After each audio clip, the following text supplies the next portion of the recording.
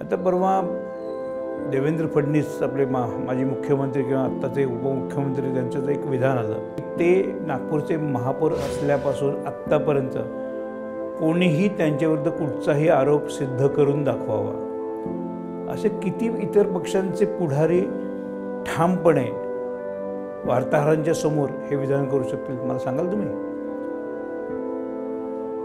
मी दोन्ही पद्धतीने गोष्टी ऐकलेल्या आहेत, त्यामुळे म्हणून मी सावध विधान केलं, मला माहीत नाही।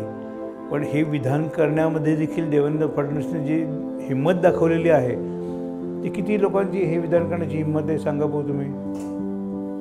त्या बाबतीमध्ये काहीतरी आपण विचार करायला पाहिजे ना। आपली सामाजिक प्रतिमा अत्यंत उज्ज्वल ठेवणं हे त्या राजकीय पुढाऱ्याचं किंवा त्या सामाजिक पुढाऱ्याचं जो कोणी असेल त्या व्यक्तीचं कर्तव्य नाही का?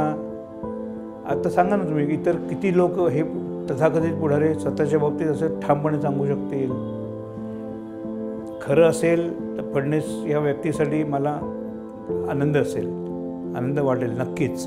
पण मी नंतर देखील हे विधान वाचल्यानंतर मी देखील थोडंसं चाळलं, तर खरंच या व्यक्तीच्या विरुद्ध अशी कुठची विधानं त्यांच्यावर भ्रष्टाचार आरोप सिद्ध झालेला नाही आहे।